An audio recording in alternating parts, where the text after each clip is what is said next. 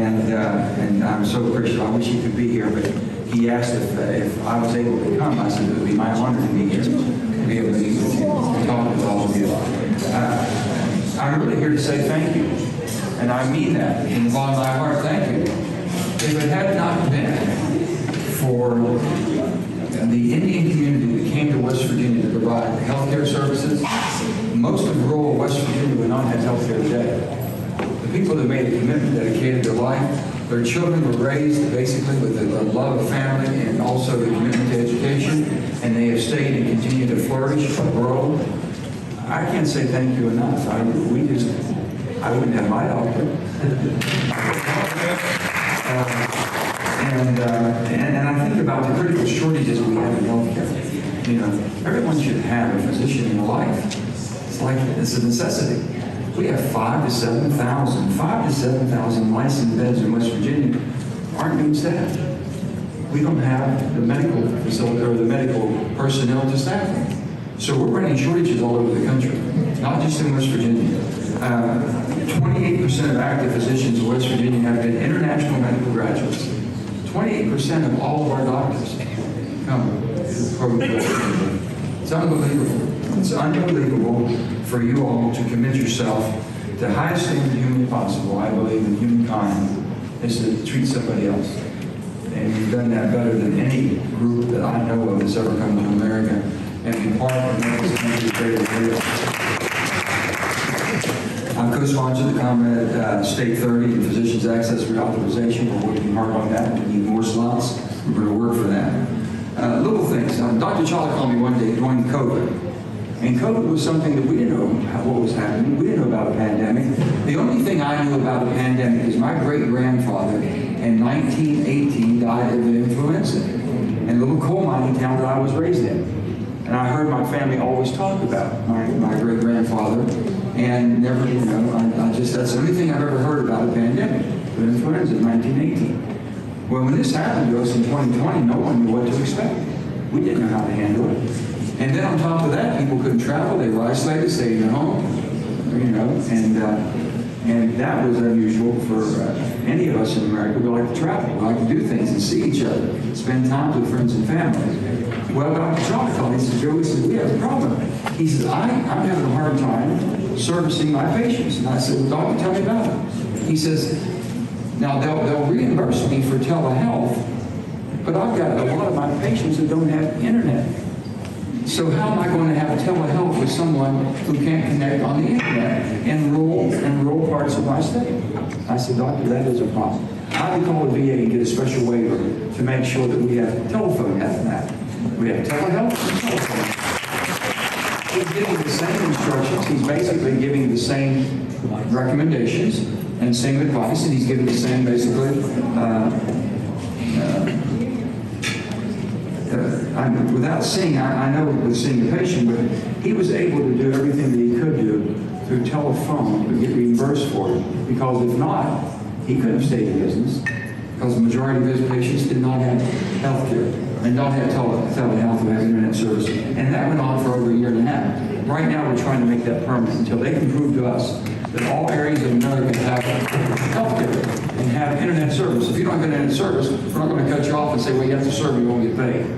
It's ridiculous. So we're going to make sure that we continue that. And I don't know I don't need to tell you all about what the epidemic that we have in drug overdose. My state of West Virginia is ground zero, absolutely ground zero. There's not a person in my state that I can't look at and know that they've been affected, either someone in their immediate family, extended family, or a close relationship. Everybody knows somebody that's been affected by abuse, substance abuse. And now it's become with fentanyl and death, it's just unbelievable. It's just unbelievable. I talk with all the law enforcement continuously of how drugs are coming, so many drugs are coming to America, and how they're preying on people, why people believe they need to have this type of stimulation, if you will. What's missing in their life? We've talked about so many things. We've done Fight Fentanyl Act, the Lifeboat Act. I've done everything humanly possible to bring it to attention and make sure that basically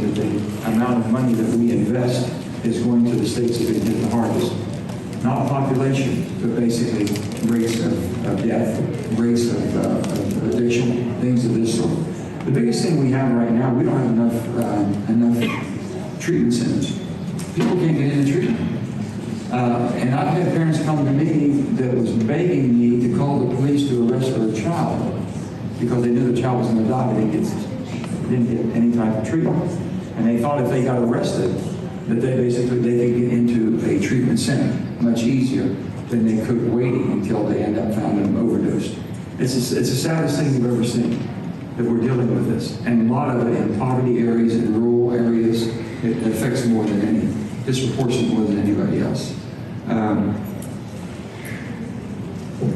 To speak about the relationship, I've had the pleasure of visiting India twice, the greatest, the largest democracy in the world. And I saw it in full action. I saw it in action. And God bless everybody, because, I mean, they're fighting for it. They love their freedom. And how many parties are in India right now? Every day. There's a new one every day. So, but it's just amazing. Let me tell you, with the geopolitical unrest we have around the world, all of us, we still have connections and ties to our homeland. There has to be peace upon this earth. I mean, I can tell you, I've never seen the amount of destruction and the amount of hatred and the amount of distrust that I'm seeing right now. I'm watching it on a daily basis. I'm on committees, I'm on Armed Service Committee, I'm on Veterans Committees. We have special briefings about what's going on around the world. And the war in Ukraine, the Putin war, the horrible Putin war in Ukraine, this thing can escalate, pull us all in. And I'm scared to death, because I can tell you, he's becoming desperate, very desperate. And the more desperate he becomes, I think you're hearing talks of using nuclear weapons now. That is a whole other arena. And I don't need to tell you about the devastation from nuclear weapons. No matter what they tell you about low grade and being able to pinpoint and not have as much radiation as you would if you had a massive bomb go off, a nuclear bomb, but it just doesn't stop. So, how do we do this? Well, you've got to be looking at the opportunities that people have, the freedoms that people desire, and how can they attain them. And the haves and the have-nots, and the disparity that goes on. How do we give people a chance, but let them know they're responsible also? Sometimes we go overboard, sometimes we do more than what we should, and then sometimes we give a challenge, and sometimes you find the right balance to where you give unconditional love, but you hold people accountable and responsible. To me, that's the most responsible way to move forward. And I told people, I was born in a small little town, a little coal mining town, about 500 people on a real good day. And I told people, I said, I was raised as a privileged child. A privileged child. And they said, well, it must have been a real fancy house. I was raised in a 3-room garage apartment. It must have been a real fancy neighborhood. I was raised between the tracks, railroad tracks, and the creek. And they said, well, what do you mean by being a privileged child? I said, I had unconditional love in my life. There was never a day in my life I knew someone didn't love me unconditionally. No matter how bad I messed up, no matter what mistakes I made, I had somebody. My dad, mostly my mom. My grandfather, mostly my grandmother. What I'm trying to tell you is mostly the women. Had unconditional love. And they would always be with me. Think about children today that don't have that. We have children who don't have biological parents living with them or raising them. Or a single family, single parent.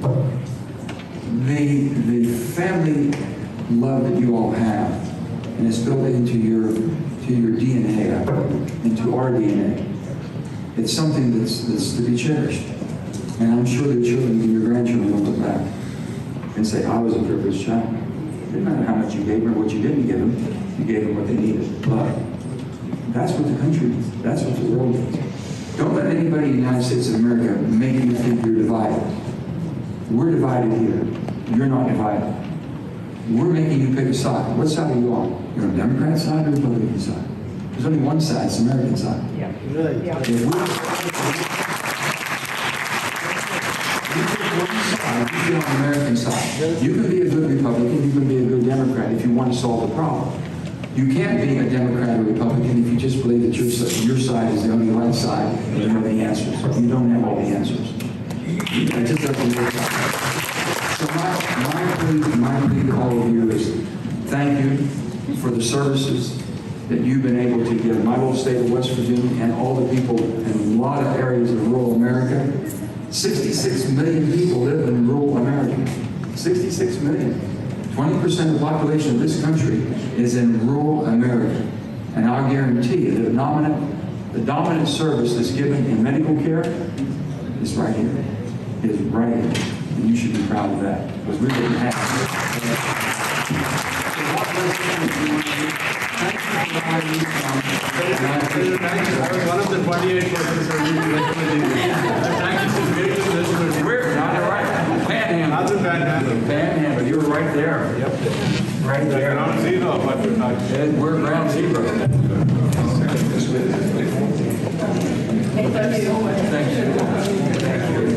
And I'm so sorry for the congressperson I had to make wait.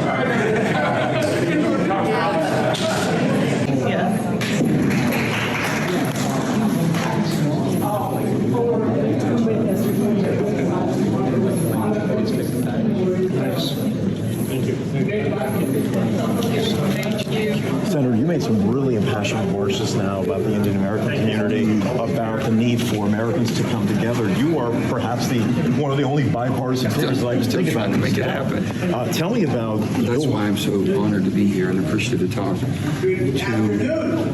my Indian population I have in West Virginia who are dear to me, my doctor, everybody, and for them to make the commitment they did to serve in areas that were underserved, that's pretty special. And they stayed, and they're part of our community. They're part of the fabric of America, and that's what makes America great. So I'm here to say thank you, but we have to come together, you know.